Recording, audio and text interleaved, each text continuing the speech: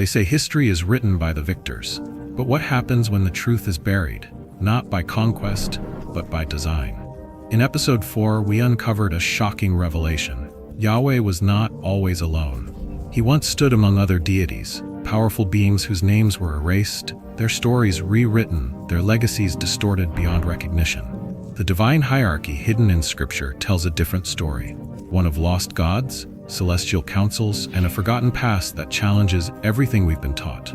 But there's more. Tonight, in episode 5, we expose an ancient battle, one not fought by men, but by gods. What if Yahweh was not the all-powerful, invincible deity he was later claimed to be?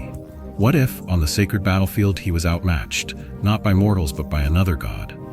The Moabite deity Kus, a name long overshadowed, was once invoked in rituals of divine healing, standing as a challenger to Yahweh's power. And he was not alone. Throughout the Ugaritic texts we find names of gods whose very existence disrupts the conventional narrative.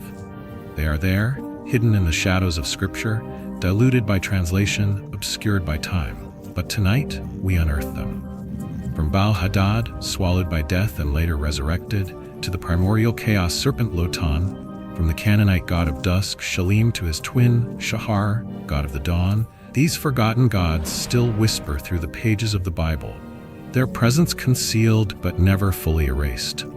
Are you ready to challenge everything you thought you knew about the Old Testament, the origins of Jerusalem, and the silent war waged against the gods of the past? If you are, drop a 7 in the comments right now to show you're ready to see beyond the illusion. And don't forget, subscribe to the channel, turn on notifications, and hit the like button so you never miss an episode as we continue unraveling the hidden truths of the ancient world. The past has been rewritten, but tonight we reclaim it, the right sacrifice to their God, a devotion so absolute, so unquestioned. Yet even in the divine realm, power was never static. Gods clashed, their dominion challenged, their authority tested. It seems that Yahweh was outwitted, not by men, but by another deity, on a battlefield where offerings and rituals shaped the fate of nations.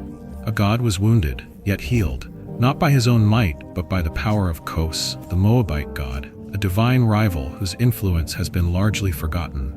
But Kos was not alone. Many Canaanite gods are known to us today through Ugaritic texts, their names preserved in fragments of history. Yet, in the Hebrew Bible, they remain hidden, their presence obscured by translation, buried beneath centuries of religious revision. One such tale speaks of Baal Hadad, the mighty storm god. He was swallowed by Mot, the god of death, cast into the abyss, his reign severed. Though Baal was eventually rescued, his absence had dire consequences. The seasonal drought was explained through this myth. When Baal descended into the underworld, the vines withered, the rains ceased, and the land cried out for its missing god. It is a tale eerily similar to the Greek myth of Hades and the abduction of Persephone, a cycle of death and rebirth, of famine and renewal. But then, the Hebrew prophet Isaiah reclaims this ancient myth, flipping its meaning entirely. In Isaiah 25, a prophecy written in the 8th or 7th century BCE, the prophet foretells a triumphant future for Israel and Judah. He declares, "On this mountain, Yahweh Sabaoth will prepare for all people a feast of rich food, a feast of aged wine, of marrow-filled meats and well-filtered wine. He will destroy the shroud cast over all nations. He will swallow death forever. The Lord Yahweh will wipe away the tears from every face and remove his people's disgrace from the entire earth, for Yahweh has spoken." Here, Yahweh does not suffer the same fate as Baal Hadad. He does not succumb to Mot. Instead, he is the one who swallows death itself. This is a reversal of the old storm god's fate. Where Baal Hadad's fall brought ruin, Yahweh's triumph promises abundance. Where Mot once consumed the storm god, now Yahweh devours Mot, taking his place as the victor over death itself. Yet, the illusion of the death god Mot does not vanish entirely. His shadow lingers in Scripture. In Job 18:13, we find a chilling reference. The firstborn of Mot devours their limbs. And in Psalm 49:14 we read, "Like sheep they are appointed for Sheol, death shall be their shepherd. Straight to the grave they descend, their forms wasting away." The echoes of older beliefs remain, subtle yet undeniable. A few chapters later, Isaiah once again borrows from the mythology of Baal Hadad. But this time, it is not Baal's dragon that Yahweh must defeat. It is Leviathan. Isaiah's description of Leviathan is almost identical to the ancient myth of Lotan, the sea serpent of Ugaritic legend. On that day, Yahweh will punish Leviathan, the fleeing serpent, Leviathan, the coiling serpent, and he will slay the dragon of the sea. Isaiah 27:1. These words mirror the ancient descriptions of Lotan. Lotan, the fleeing serpent, Lotan, the coiling serpent, the great dragon of the depths. Leviathan is mentioned multiple times in the Hebrew Bible, sometimes called Rahab, another chaos beast that only Yahweh can tame. Sometimes it is depicted as an enemy. Other times it is merely a creature of Yahweh's own design, its former mythological power stripped away. But Leviathan is not the only forgotten god hiding in the text. Two lesser-known Canaanite deities appear in passing, Shalim and Shahar, divine twins. Shalim was the god of dusk, while Shahar ruled the dawn. The name Jerusalem, often understood as meaning city of peace, is widely accepted today as a political title, tied to the Judean monarchy. Yet its true origins stretch far deeper. Different chroniclers have debated Jerusalem's origins. Some claim it only received its name after King David conquered the Jebusites. Others suggest that it evolved from an older Canaanite name, linked to the deities of dawn and dusk, an echo of the ancient past, hidden in plain sight. But what if the Bible itself holds even more secrets? Hidden messages, buried deities, lost histories waiting to be unearthed. These names, these stories, they were never truly erased. They were reshaped, rewritten, transformed to fit a new theology. But the traces remain, whispering their defiance through Scripture, waiting to be uncovered. Jerusalem, a name that echoes through history, a city held sacred by millions. But before it became the heart of Judean worship, before it was claimed as Yahweh's holy city, it was something else. Long before the rise of the Judean monarchy, Jerusalem was already known by its common name. Egyptian records from the 14th century BCE, and possibly as early as the 19th century BCE, attest to its existence centuries before it became central to Israelite identity. Its name, now widely agreed upon, means the foundation of Shalom. But who was Shalom? Not just a concept of peace, but a deity. A Canaanite god of twilight. His presence is subtly woven into the fabric of the Bible, hidden in plain sight through Jerusalem itself. His twin brother Shahar, the god of the dawn, is mentioned only once in Scripture. But even that one appearance holds a secret, a passage clearly borrowed from a much older, more complex myth. The fall of Hillel, son of Shahar. In Isaiah 14-23, the prophet delivers a scathing prophecy against the king of a rival nation. His arrogance, his cruelty, these offenses demand a fate worse than death. Isaiah declares that the king will die in disgrace, his body denied a proper burial. But then the prophet goes further. To truly illustrate the depth of this king's fall, he draws a comparison to a celestial being, a rebellious entity cast down from the heavens. Yet over centuries, the mythological undertones of this passage have been diluted. Many English translations obscure its true meaning, and Christian interpretation has reshaped it entirely. Let's restore the original words. How you have fallen from heaven, Hillel, son of Shahar. How you have been cut down to the ground, you who laid low the nations. You said in your heart, I will ascend to heaven. I will raise my throne above the stars of El. I will sit enthroned on the mount of assembly, on the utmost heights of Zaphon. I will ascend above the tops of the clouds. I will make myself like Elion. But you have been brought down to Sheol, to the depths of the pit. Who is Hillel, son of Shahar? He is the grandson of El, the supreme god of the Canaanite pantheon. His father, Shahar, was the god of dawn, and his very name Hillel means shining one. The myth that Isaiah references is lost, but scholars have suggested possible connections to Attar, Faton, or Halalu, gods associated with the morning star, Venus. And here, the truth reveals itself. Venus, the morning star's rebellion. Venus, the brilliant morning star, rises before the sun. It dares to linger in the sky, even as daylight threatens to consume it. It shines longer than the other stars, refusing to fade, refusing to surrender. But no matter how high it climbs, it cannot remain. Like Icarus, who soared too close to the sun, Hillel's ambition led to his fall. This is not the story of Satan, the devil, or a fallen angel. That was a later Christian interpretation, influenced by Latin translations. The original text speaks of a lesser god, one who sought to rise above his station only to be cast down. But this passage in Isaiah holds even more secrets. The forgotten temple of El, Isaiah's words mention 3 key references that link back to the oldest Canaanite beliefs. The stars of El. In Deuteronomy 4, the stars are described as divine beings, a direct connection to the celestial hierarchy of El's pantheon. The Mount of Assembly, a parallel to Ugaritic texts which describe a council of gods ruling from a sacred mountain. Zaphon, the name of the holy mountain where the gods gathered, a Canaanite equivalent to Mount Olympus in Greek mythology. The story Isaiah tells is not one of fallen angels, but fallen gods. Hallel, son of Shahar, is not a demon. He is a defeated deity, a member of a pantheon that was once revered but was later erased, rewritten, and buried beneath layers of religious evolution. The gods that came before Yahweh. Isaiah 14 is not the only place where traces of Canaanite theology remain. Jerusalem itself, named after Shalom, the twilight god, stands as a monument to a time before Yahweh's exclusive reign. The Bible hints at a lost divine order, a time when Yahweh was not yet the one true God, but one among many. The stars of El, the divine council, the rival gods of the nations, these were not metaphors. They were real figures in the beliefs of ancient Israel's ancestors. But as Yahweh's worship rose to dominance, these figures were cast down.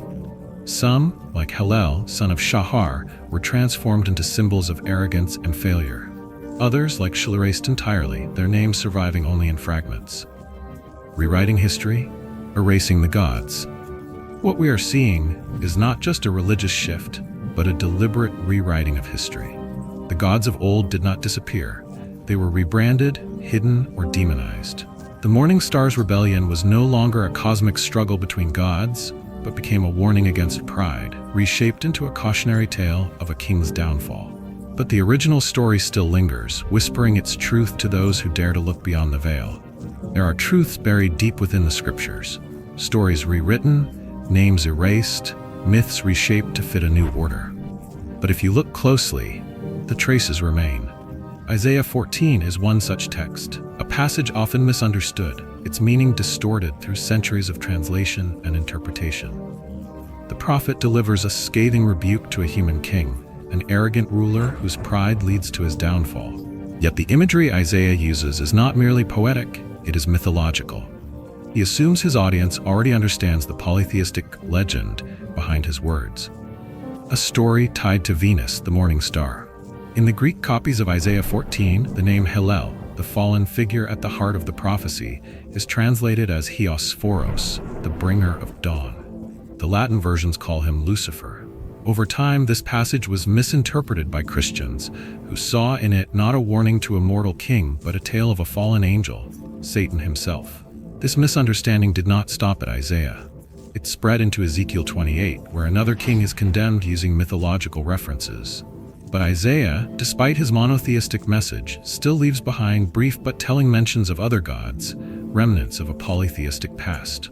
Among these forgotten figures is Habi, a dark god, a demon from the underworld so feared that even El, the great god of the Canaanite pantheon, trembled before him. Isaiah 26:20 references him, describing a force that inspires fear and awe. The gods hidden in the Bible. The presence of other deities in Israelite and Judean culture is subtle, often lost in English translations that smooth over the text. Without explanatory footnotes, many of these ancient references disappear from common understanding. But if we follow the traces, we find them everywhere, not just in prophecies, but in stories that many today see as mere legends. One of the most obvious mythological figures in the Bible is Samson. His story, found in the book of Judges, is a favorite among Sunday school teachings, the tale of a hero blessed with superhuman strength, rising to defend his people against foreign enemies. Yet Samson's story is not just history, it is mythology. Like Gilgamesh or Heracles, his extraordinary feats place him among the divine heroes of the ancient world. His legend even begins in the same way many myths do, with his birth foretold by a mysterious visitor from heaven. Some scholars believe this story has been edited over time, perhaps to remove an older version in which the heavenly visitor was not just a messenger, but Samson's actual father. Samson, the little son, and the battle against the night. The location of Samson's story is no accident. It takes place near the town of Beth Shemesh, a name that means house of Shamash, the Canaanite sun god. Even Samson's own name in Hebrew, Shimshon, comes from Shamash, meaning something like little sun. His power, his divine strength, came from his long hair. And in ancient depictions of the sun god, the sun's rays were often drawn as flowing locks of hair. Then, there is Delilah, his betrayer. Her name is derived from Lila, meaning night. The story takes on a deeper meaning when viewed through this lens. Samson, the little sun, is ultimately defeated when the night cuts off his light. But he is not the only figure in the Bible whose story carries the echoes of older gods. The guardians of the temple, the winged serpents, and the forgotten gods. The prophet Isaiah, writing in the 8th century BCE, describes serpentine beings, six-winged creatures that serve Yahweh's throne in his temple. These are not mere symbols. They are divine entities, guardians with deep roots in the religious traditions of the ancient Near East. During the same period, King Hezekiah of Judah, a contemporary of Isaiah, had his royal seal imprinted with the image of a four-winged serpent. This serpent was not demonic. It was a symbol of protection and divine power. The Judean use of serpent iconography may be a remnant of Egyptian influence on Canaanite culture. But as monotheism solidified, these beings, once revered, were either rewritten as servants of Yahweh or erased entirely. Most books of the Hebrew Bible were written or edited after the Babylonian conquest of Judah. In this period, religious texts were restructured, and older traditions were reshaped to fit the emerging concept of Yahweh's singular authority. It is in these later texts that we see a transformation. The winged serpents of Isaiah fade into obscurity, replaced by another class of divine beings, the cherubim. The evolution of the cherubim, from gods to guardians. The cherubim are often imagined today as soft-faced angels, but this is far from their original depiction. In ancient Mesopotamia, lamassu, colossal creatures with human faces, the bodies of lions or bulls, and the wings of eagles, stood as guardians of temples and city gates. Their image was one of power and divine authority. These were the models for the biblical cherubim. When the Bible describes Yahweh's throne as being carried by cherubim, it echoes the Mesopotamian tradition of kings sitting upon thrones supported by lamassu figures. This transformation is not accidental. It reflects the gradual shift from polytheism to monotheism, where once powerful gods were rewritten into lesser beings, protectors rather than rulers. Even the concept of angels follows this pattern. The Hebrew and Greek words for angel both translate directly as messenger.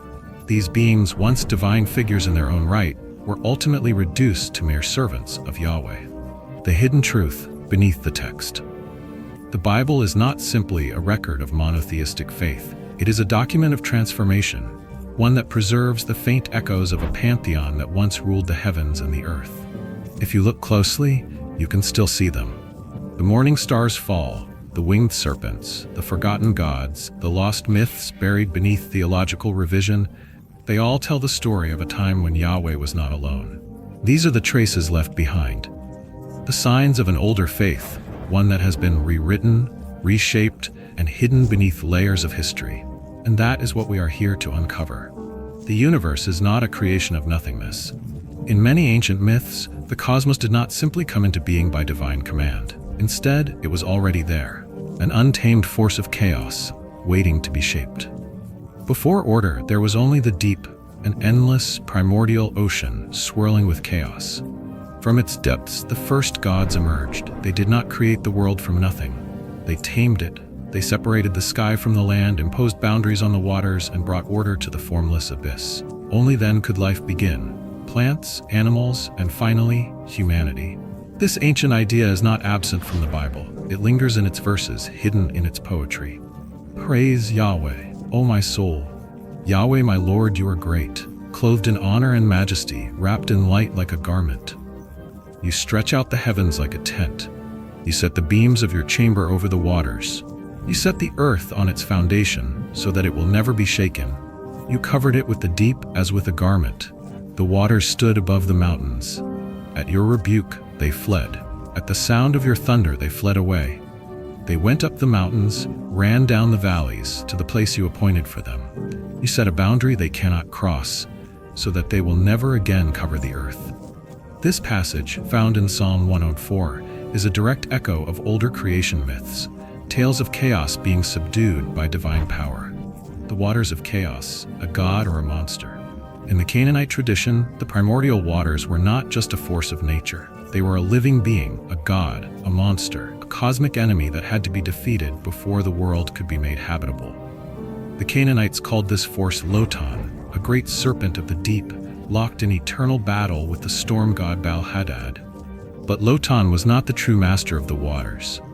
He was only a servant, a guardian of the ocean deities, Yam and Nahar. Their names meant exactly what they represented, sea and river. One of the surviving Canaanite epics tells of a time when the gods were at war. The supreme god El allowed Baal to claim the throne, but only after he proved himself in battle. His enemy? The raging sea itself. I say to you, O Prince Baal, I declare, O rider of the clouds, now your enemy, O Baal, now you will smite. Strike your enemy. Strike Prince Yam on the head, between the eyes of the judge Hayam. He will collapse and fall to the ground. This epic battle, Baal versus the sea, was not unique to Canaan. It appears across Mesopotamian, Egyptian, and even biblical traditions. In each version, a storm god battles the chaotic waters to establish order in the world. The Babylonian god Marduk fought Tiamat, the sea serpent of chaos. The Hittite god Tarhun fought Illuyanka, the dragon of the deep. And in the Bible, we see a strikingly familiar tale, Yahweh versus Leviathan. Yahweh and the war against the sea like Baal-hadad. Yahweh is a storm god, and like Baal, his greatest enemy is the sea itself. Yahweh will punish Leviathan, the fleeing serpent. Leviathan, the twisting serpent. He will slay the dragon of the sea. Isaiah 27 verse 1. Leviathan is Lotan. The same chaos serpent fought by Baal-hadad now appears in the Hebrew scriptures. Only now, it is Yahweh who must defeat him. The Bible does not erase the older myth. It simply replaces Baal with Yahweh. And this is not the only case where Yahweh takes on the attributes of the storm gods who came before him. The arsenal of the gods, Yahweh's divine weapons. A storm god's power is not just in his ability to control the winds and the rain. He is a warrior, wielding weapons forged from the storm itself. Thunder shakes the heavens, lightning becomes arrows and spears, fire and hail rain down upon his enemies. This was the power of Baal-hadad, but it also became the power of Yahweh. In the Epic of Gilgamesh, one of Baal-hadad's earliest appearances, we see this imagery clearly. With the first light of dawn, a dark cloud rises from the horizon. Within it, the god of thunder moves forward, bolts of lightning in his hands. His herald rides ahead, moving swiftly over the hills and plains. Baal-hadad never fought alone. He was accompanied by lesser gods, divine warriors who carried out his will. Among them were Reshaped, the god of plague, and Debur, the god of pestilence. And these names, these ancient Canaanite deities, still exist in the Bible. Man is born to trouble, like the sons of Reshaped flying upward. Job 5 verse 7. You shall not fear the terror by night, nor the arrow that flies by day, nor Debur that walks in darkness, nor Kittib that ravages at noon. Psalm 91. Even Yahweh's weapons remain the same. Yahweh thundered in the heavens, the Most High uttered his voice. He shot his arrows and scattered them. He flashed forth lightning and routed them. Psalm 18. These are Baal's weapons. Baal's battle. Baal's storm. But in the Bible, it is Yahweh who now wields them. The angels who were once gods. And what of the lesser gods, those who once rode into battle alongside Baal? They are still there, but they have been renamed. An angel is simply a lesser god who runs errands for Yahweh, carrying out his orders. The Hebrew and Greek words for angel both translate directly to messenger. They were once gods in their own right, but under monotheism, they became Yahweh's servants. What were once warrior deities, thunderous, powerful beings, were transformed into angels, heavenly couriers with no power of their own. The storm god had become the one true God, and the divine beings who once stood beside him had been reduced to messengers. But the old stories still remain. Lightning flashed, illuminating the heavens. The storm raged, the winds roared, and the god of the tempest stood firm, unchallenged. The comparison between Baal and Yahweh is inevitable. The mythology of Baal predates anything in the Bible by hundreds of years, overlapping themes, powers, and narratives. Yahweh's followers borrowed heavily from Baal's mythology, sometimes word for word. Isaiah 27, pre-Yahweh's battle against Leviathan, is a near replica of Baal's ancient war against Lotan, the chaos serpent. Historically, when Yahweh's worship migrated from Midian or Edom into Canaan, his fall, Baal, was already deeply embedded in the region. Worshipped as the divine stormbringer, the rider of the clouds, and the warrior against the sea. Rather than compete with Baal's dominance, Yahweh's followers absorbed his attributes, replaced the tempests.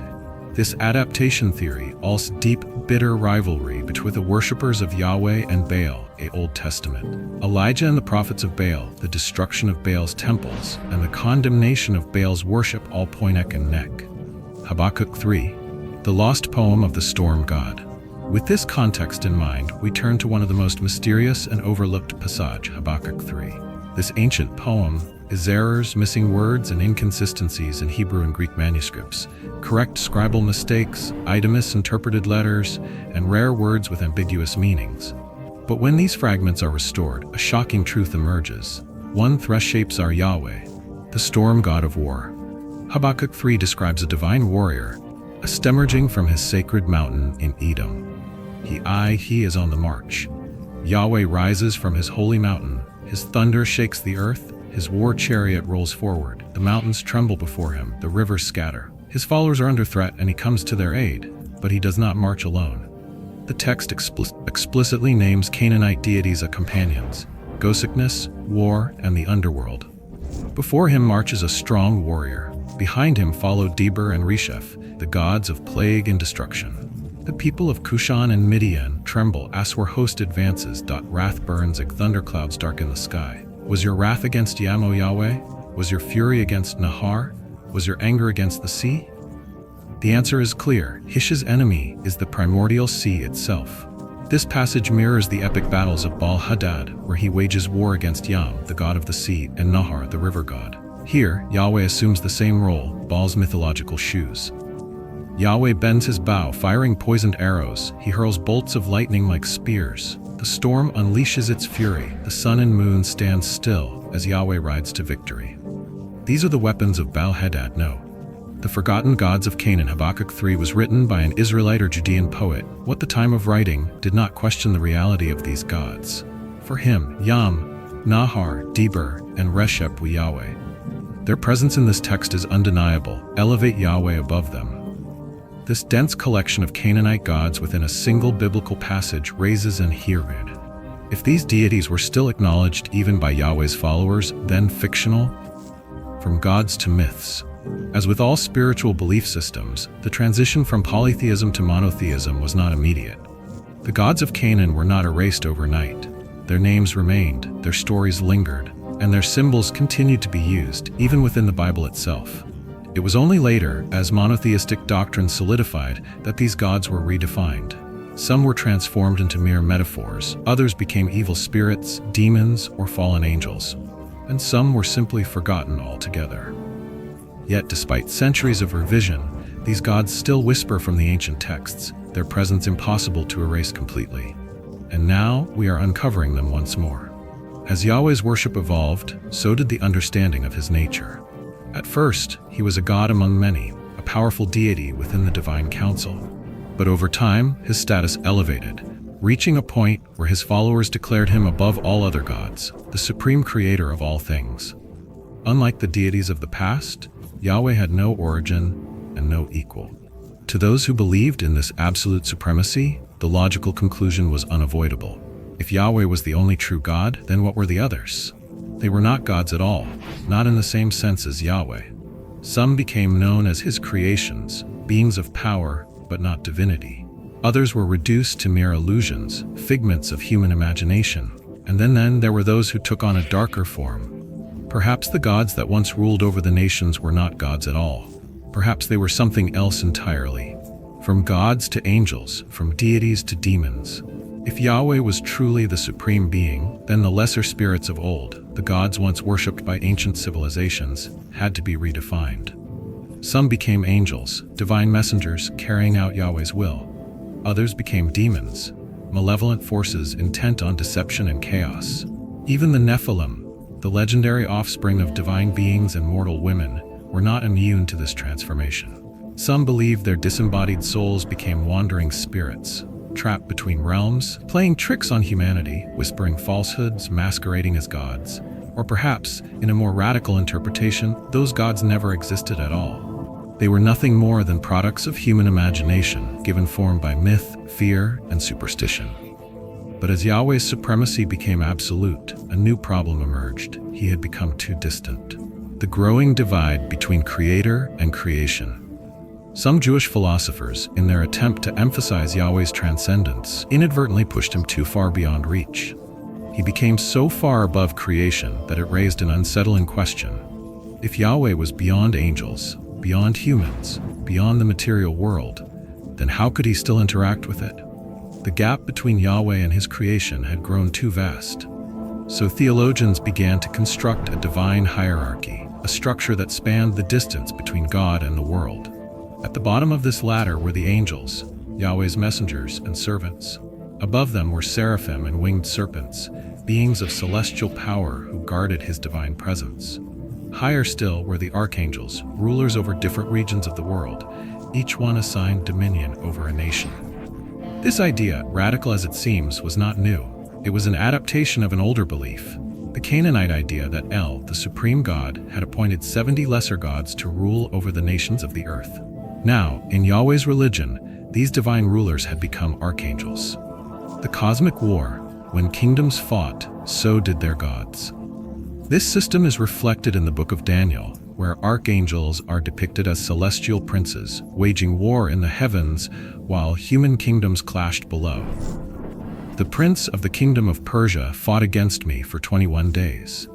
Then Michael, one of the chief princes, came to help me. I left him there with the prince of Persia and came to explain what will happen to your people in the last days. But after I have defeated the prince of Persia, the prince of Greece will come. Daniel 10. A war was raging beyond human sight, one between the angelic rulers of nations. The fate of kingdoms was not just decided on the battlefield, it was being fought in the heavens. The echoes of polytheism still remained, but now they had been reshaped into a divine chain of command, a hierarchy under Yahweh's absolute rule. Yet even this structure had a flaw. The final puzzle, the intermediary between Yahweh and creation. As time passed, some Jewish thinkers struggled with an unresolved question. If Yahweh was so high above all things, then who could bridge the gap? Who could stand between the infinite and the finite, between God and humanity? The answer was not an archangel, it was something far greater. The divine word, the hidden figure between heaven and earth. There had to be an intermediary, someone who could represent all creation before Yahweh and also embody Yahweh to all creation. Someone who was not a mere angel, but also not separate from Yahweh himself. The answer? The Word. The inner wisdom of Yahweh, given form outside of himself. This was not just a messenger. This was the ambassador of the Creator. The Father who created the universe has given his most ancient and angelic word a great gift, to stand at the boundary between both and separate what has been created from the Creator. This word constantly stands in for the immortal God on behalf of mortal beings. He is the ambassador sent by the ruler of all words. This concept of the divine word would later resurface in Christianity, where the Gospel of John identifies the Word as a being through whom all things were made. But within the older Jewish tradition it remained an unsettled mystery, a bridge between heaven and earth that was neither angel nor man, yet somehow both. A final question. Why does Yahweh speak of another God? Despite the insistence that Yahweh stands alone, an odd detail remains in Genesis. Let us make man in the image of God. If Yahweh is alone, who is he speaking to? Why does he not say, in my image? This question remains one of the Bible's great mysteries, a trace of something older, a remnant of a time when Yahweh was not alone, a whisper of the lost gods, the divine council, and the hidden hierarchy that once shaped the cosmos. Are you ready to see the truth? The story of Yahweh's supremacy is not as simple as it seems. It is a tale of gods turned to angels, deities rewritten as demons, and a forgotten figure standing at the boundary between heaven and earth. A story of lost myths, hidden names, and suppressed truths. The prophecy was spoken by God, because no mortal thing can be formed in the image of the Supreme Father of the universe, only in the image of the second Lord, the Word of the Supreme God. This statement, attributed to Philo of Alexandria, reflects a belief that challenged the simplicity of monotheism. The idea that Yahweh stood completely apart from all creation led some philosophers to a strange paradox, a belief system that, while insisting on one supreme deity, still included a hierarchy of divine beings. Their pantheon contained at least the supreme creator God, a second Lord, acting as his representative archangels, ruling over the kingdoms of the world, a host of angels governing the physical universe. Though these beliefs were likely never universally accepted, their presence persisted well into the 1st century AD. This directly contradicts the claim that ancient Judaism was a unified, perfectly monotheistic religion. This only leads to a deeper question. Should terms like monotheism or polytheism even be applied when discussing ancient Judaism? The past is far more complex than we were taught. The battle against chaos, Yahweh's war with Leviathan. Long before the rise of Yahweh as the one true God, ancient civilizations told stories of divine warriors battling primordial chaos. A terrible dragon with 7 heads spewed floodwaters, hoping to drown the world. The Council of Gods panicked, overwhelmed by the creature's power. Chaos reigned. Then, a young god stepped forward. He made an offer. If they made him king of the pantheon, he would slay the beast. The gods agreed. Arming himself with arrows made of lightning, the young god rode his chariot from the mountain of the gods. Black storm clouds gathered, thunder roared, and lightning struck. The dragon fell, its body shattered, its 7 heads crushed beneath his divine power. This is the story of Yahweh defeating Leviathan. And yet, it is also the story of the Canaanite god Baal Hadad and of many storm gods from the cultures surrounding ancient Israel. The biblical account claims that when the creator God, known as Yahweh or Elohim, led the Israelites out of Egypt, he made them a promise. If they worshipped him alone, he would give them a land of their own. The world was filled with polytheists, but the Israelites were to be different. Yahweh led them into Canaan, where they nearly exterminated the native population and established their own kingdom. But this unity did not last. The civil war and the betrayal of the covenant, the Israelite kingdom was soon torn apart by civil war, splitting into 2 rival nations, the kingdom of Israel in the north, the kingdom of Judah in the south. Over the next few centuries, both kingdoms were enticed by their pagan neighbors to worship other gods. This infuriated Yahweh. Time and time again, his people broke the covenant. They turned to the old gods, Baal, Asherah, reshaped, and others. The consequences were devastating. Yahweh punished both kingdoms, allowing the Israelites to be conquered by a hostile nation. Then, he did the same to Judah. The last surviving Jews resettled their lost kingdom, this time holding firmly to their monotheistic vow. In the early 20th century, archaeologists uncovered the ruins of Ugarit, an ancient city in Syria, revealing hundreds of texts written between the 14th and 12th centuries BCE. These texts, closely related to Biblical Hebrew, predate any book in the Bible by centuries. History is far more complex than we were taught. Are you ready to challenge everything you thought you knew?